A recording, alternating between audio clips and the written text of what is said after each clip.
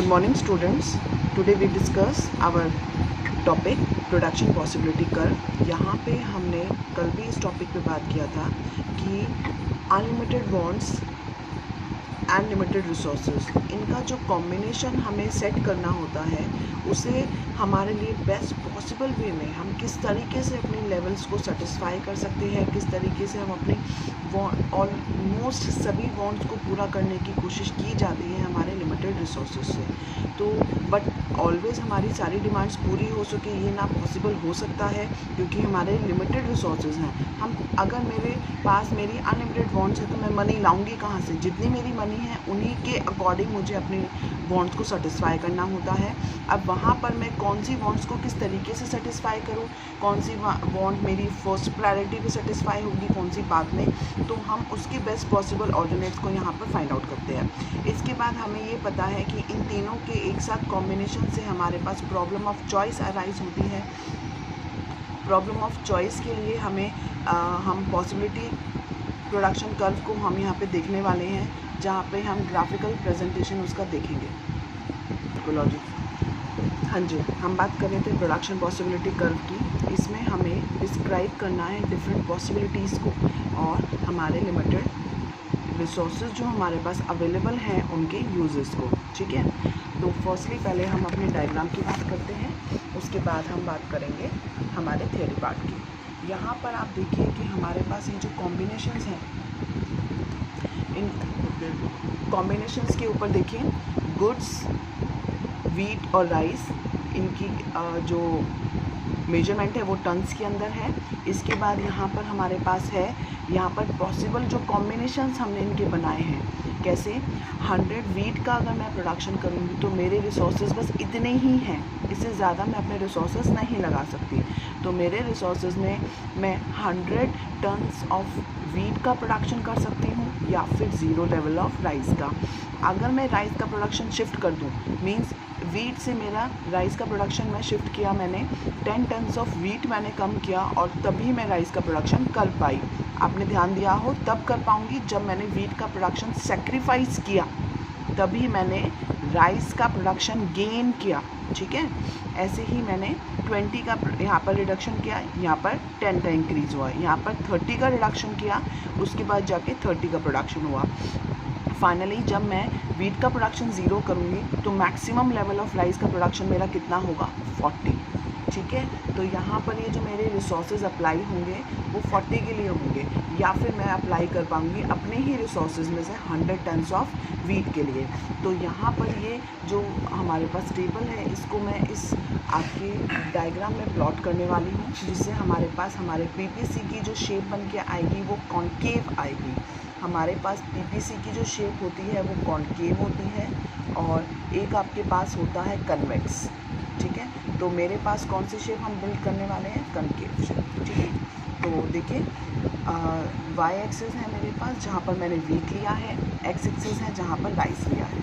ठीक है, तो यहाँ पर सेम मेजरमेंट पे मैंने 10, 20, 30, 40, 50, 60, 70, 80, 100 एंड सेम ऐसे ही मैंने यहाँ पर 0 to X axis, O to X axis आपका क्या पुट किया है? 10, 20, 30, 40, 60, 70, 80, 90 एंड 100।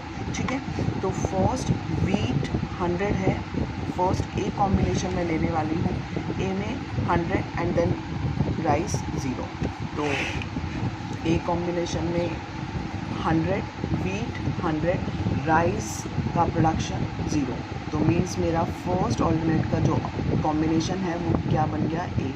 ये डॉट यहाँ पर मैच हो जाएगा 100 wheat and 0 level of rice पे। ठीक है, इसके बाद मेरा जो नेक्स्ट प्रोडक्शन लेवल है वो क्या है? वीट का 90 है। ठीक है, और 90 में 10 का प्रोडक्शन मैंने राइस का किया है। क्लियर है? उसके बाद मेरे पास है 70 एंड 30, 70 एंड 20। तो 20 में मेरा क्या बनेगा?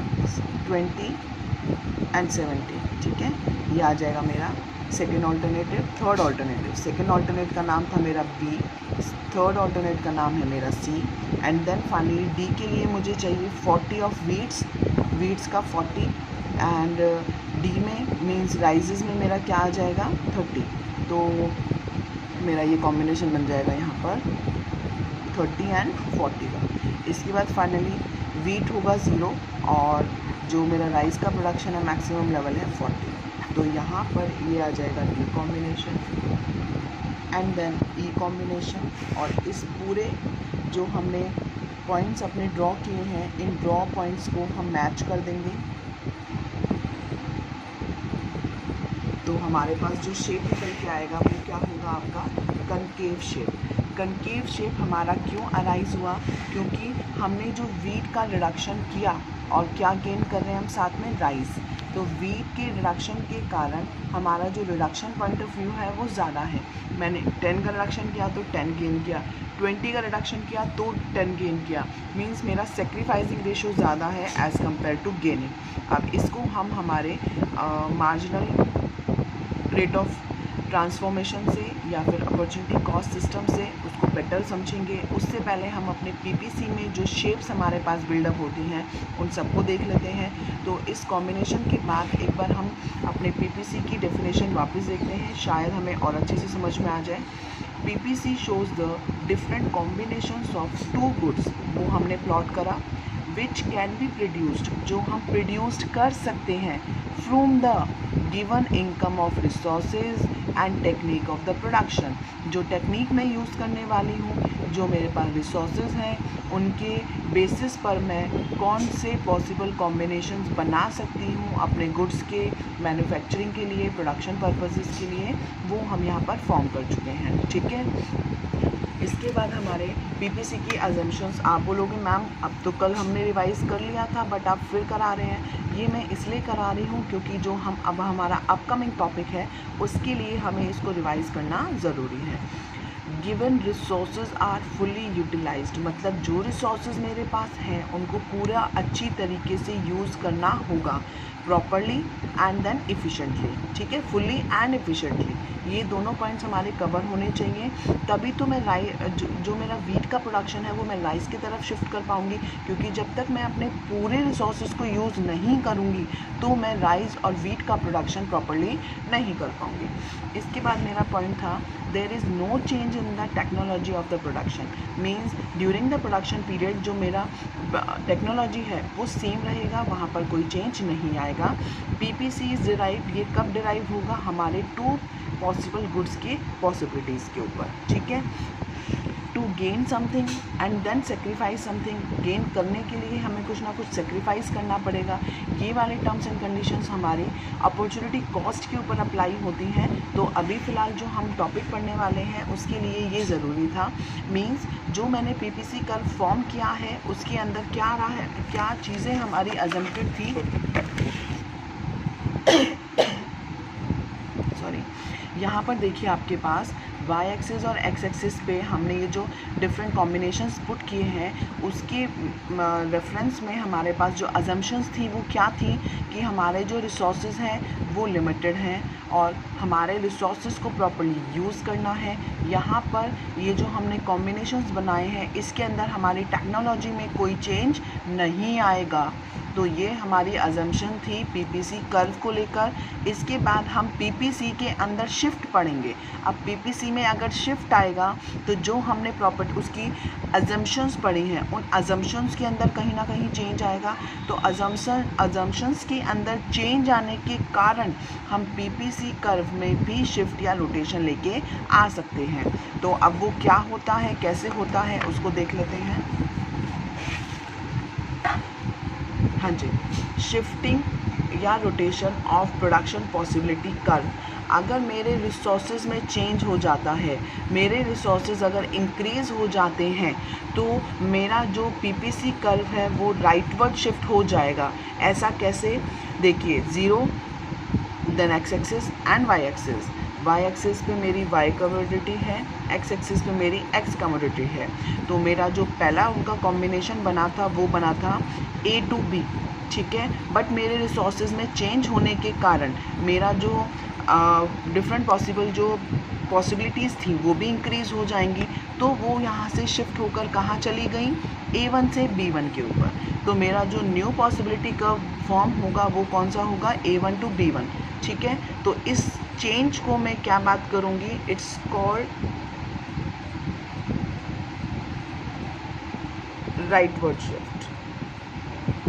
ठीक है, इसके बाद इसी तरीके से अगर मेरे रिसोर्सेज कम हो जाते हैं, कम हो जाएंगे मतलब अगेन वही मेरा एक्स एक्सिस और वाई एक्सिस पे वाई और एक्स कमोडिटी का मैंने कॉम्बिनेशन लिया है, तो कॉम्बिनेशन से जो मेरा कॉम्बिनेशन फॉर्म हुआ था वो हुआ था ए एंड बी।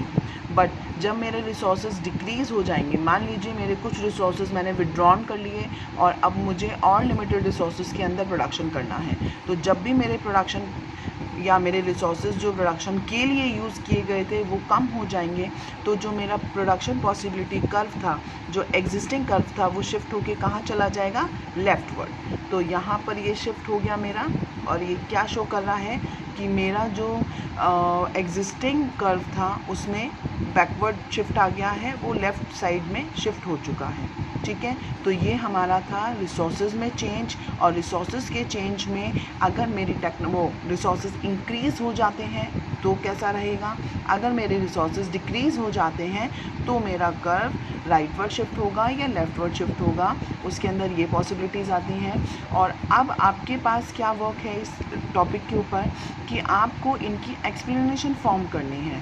एक्सप्लेनेशन में भी ऐसा कोई हार्ड एंड फास्ट रूल नहीं है कि आपको कुछ स्पेसिफिक लैंग्वेज यूज़ करनी है, बस जो ये डायग्राम आपके सामने है उसको आप अपनी वर्डिंग्स में एक्सप्लेन कर सकते हैं। आप इसको बता सकते हैं कि हमारा जो फर्स्ट एग्जिस्टिंग पॉसिबिलिटी कर्व था वो ए और बी फॉर्म कर रहा था, देन हमारा जो चेंज इन रिसोर्सेज हुआ, चेंज इन इंक्रीमेंट लेवल पे हुआ रिसोर्सेज के अंदर, उसके बेसिस पे जो हमारा पॉसिबिलिटी कर्व था उसके अंदर राइटवर्ड शिफ्ट आ गया, वो ए से A1 की तरफ शिफ्ट हो गए, क्या वीट का प्रोडक्शन, एंड राइस का प्रोडक्शन भी हमारा बी से B1 की तरफ शिफ्ट हो गया। ठीक है, इसी तरीके से हम डिक्रीज़ की बात कर सकते हैं, जब भी हमने प्रोडक्शन पॉसिबिलिटी कर्व को के रिसोर्सेज को कम किया, जो हम पहले से यूज़ कर रहे थे उसके अंदर जो भी चेंज आएगा उससे हमारे प्रोडक्शन पॉसिबिलिटी कर्व में भी चेंज आएगा। ठीक है, इसके बाद मेरे पास है सेकंड केस आपका। हमने जो अजम्पशंस ली थी उन अजम्पशंस की बेसिस में हम अब फ़िलहाल हमारी अजम्पशंस में चेंज कर रहे हैं। तो फर्स्ट अजम्पशन में चेंज था कि रिसोर्सेज में चेंज आ गया, अब सेकंड अजम्पशन हमारी क्या बोल रही है कि हमारी टेक्नोलॉजी में चेंज आया है। तो चेंज इन टेक्नोलॉजी के बेसिस पर मेरे पास फर्स्ट अगर मेरी टेक्नोलॉजी में इम्प्रूवमेंट आता है in the commodity of x की कमोडिटी के अंदर चेंज आया, ठीक है, उसकी टेक्नोलॉजी को जो हम यूज़ कर रहे थे उसमें चेंज आया, तो क्या होगा, सिर्फ चेंज कहाँ आएगा, टूवर्ड्स एक्स आएगा, क्योंकि सिर्फ कमोडिटी एक्स की बात कर रहे हैं। तो यहाँ पर देखिए आपके पास again Y axis, X axis, Y axis पे X Y commodity, X axis पे एक्स कमोडिटी फॉर्म किया मैंने। पहला वाला जो मेरा पॉसिबिलिटी कर्व था वो था A to B, ठीक है, ये A to B जो मेरा कर्व फॉर्म हुआ था उसके अंदर शिफ्ट आया, क्या शिफ्ट आया, ये रोटेट हो गया एक्स एक्सिस की तरफ, और ये जो शिफ्ट आएगा इसको मैं क्या बोलूँगी, इंक्रीमेंट हुआ किसके लिए, एक्स कमोडिटी के लिए, क्योंकि एक्स की टेक्नोलॉजी को मैंने क्या किया है, इंक्रीज़ किया है। तो यहाँ से एक्स का प्रोडक्शन क्या हो गया, बी से B1 की तरफ रोटेट हो चुका है, तो इसको हम क्या बोलेंगे, there is a rotation towards the X axis. ठीक है, तो यहाँ पर ये जो इंक्रीमेंट आया वो शो कर रहा है, और मान लीजिए इसी की ही अगर मैं जो टेक्नोलॉजी है वो इम्प्रूवमेंट ना होगी, अपग्रेडेड नहीं हुई और वो डिग्रेड हो जाती है, या मैं उसकी टेक्नोलॉजी को लोअर लेवल पे ले आती हूँ, तो यहाँ पर उसका क्या हो जाएगा, डिक्रीमेंट। ठीक है, इसी तरीके से हमारे पास है इम्प्रूवमेंट हुआ टेक्नोलॉजी में वाई के अंदर, तो यहाँ पर मेरे पास जो वाई में चेंज आएगा तो इसी तरीके से X axis and Y axis मेरा फॉर्म हो जाएगा। उसके बाद यहाँ पर मेरा नॉर्मल कॉम्बिनेशन जो एग्जिस्टिंग था वो क्या था, कॉम्बिनेशन A to B। अब मैंने अगर वाई का इम्प्रूवमेंट किया टेक्नोलॉजी में तो यहाँ पर वाई के अंदर चेंज आ जाएगा। ठीक है, और जो वाई का चेंज है वो कैसे रिप्रेजेंट होगा, A to B था normal, and then A1 to B आपका चेंज आ जाएगा, जो शिफ्ट हमारा होगा due to the improvement of technology of Y. ठीक है, इसके बाद हम दोनों गुड्स के चेंजेस की बात करते हैं, तो यहाँ पर improvement in technology of both the goods means X and Y, means कि हमारा एग्जिस्टिंग A और B था वो डायरेक्टली पूरा का पूरा शिफ्ट हो जाएगा towards the A1 and B1। Improvement के केस में अपवर्ड एंड डिक्रीमेंट की केस में डाउनवर्ड, ठीक है। मीन्स अब मेरा अपग्रेड होगा तो अप पे चला जाएगा और डिग्रेड होगा तो नीचे की तरफ आ जाएगा। तो मैंने आपके पास पॉसिबल कॉम्बिनेशंस लिए हैं, उनके अंदर शिफ्ट्स और रोटेशंस की बात की है। ये शिफ्ट्स एंड रोटेशंस हमारे पीपीसी कर्व की डिफरेंट पॉसिबल कर्व्स की सिचुएशंस थी जो मैंने आपकी कंप्लीट कर दी है। कल हमारा टॉपिक रहेगा अपॉर्चुनिटी कॉस्ट, इसको प्रॉपर्ली प्रैक्टिस कर लीजिए और इनकी एक्सप्लेनेशन आपके हैंड पे है। Thank you.